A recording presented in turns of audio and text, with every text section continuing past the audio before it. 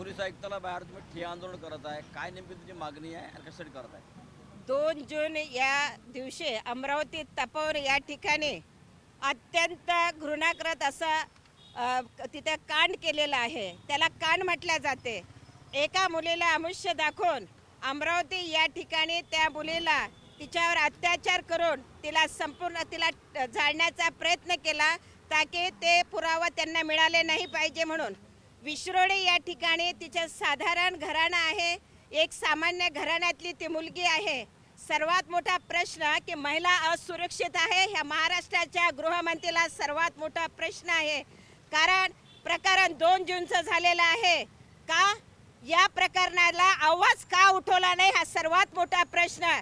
जर गरीबाची मुलगी जर असेल तर त्या मुलीला न्याय लवकरात लवकर मिळावा. इतक्या प्रकारे नीच कृतीचं प्रकरण केलं आणि अजूनही त्याची यंत्रणा पूर्णपणे पार पाडलेली नाही आहे. आम्ही आज या तप्त्या उन्हामध्ये आमचे वरिष्ठ पदाधिकारी बंटी भाऊ आहे, छोटू भाऊ आहे, संपूर्ण पदाधिकारी आहे आणि मी आज या व्हिडिओच्या माध्यमातून एकच सांगते, किती प्रकरण होत आहे, का बरं गृहमंत्र्याला जाग येत नाही आहे? तुम्ही सांगता महाराष्ट्र सुरक्षित आहे आणि या सर्व गोष्टी वारंवार होत आहे. आम्ही निषेध करतो.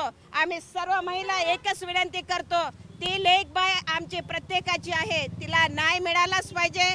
आणि ज्या कोणी नालायकाने हे नीच कृत्य केलेलं आहे त्याला तुम्ही पकडा आणि त्याला फाशीची शिक्षा द्या. मला असं वाटतंय की कदाचित हे असं प्रकरण करणाऱ्याला जर फाशी जर दिली तर हे प्रकरण थांबू शकतं. तुम्ही काय सांगत आहे की नेहमी की त्याचा न्याय निवाडा करणं, त्याला तुम्ही सुरक्षा प्रोटेक्शन देता? तुम्ही आमच्यासारख्या महिलांना सुरक्षा प्रोटेक्शन देऊ शकत नाही, परंतु जो निर्दोष जो गुन्हेगार करतो त्याला पूर्णपणे तुम्ही त्याचं प्रोटेक्शन करता. हे निर्लज्जपणा या गोष्टीला म्हटलं जाते.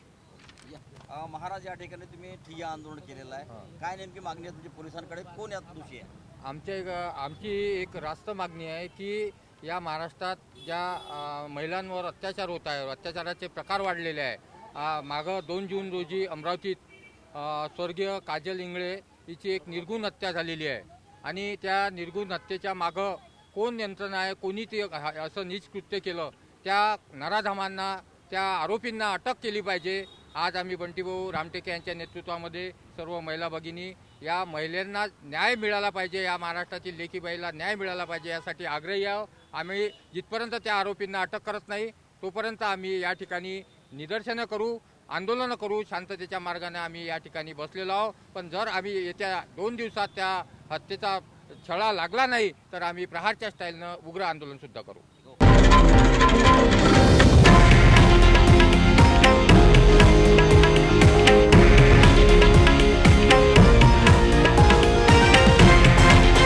हे आहे देशातील नंबर 1 न्यूज नेटवर्क आणि आपण पाहत आहात TV9 मराठी, एकमेव.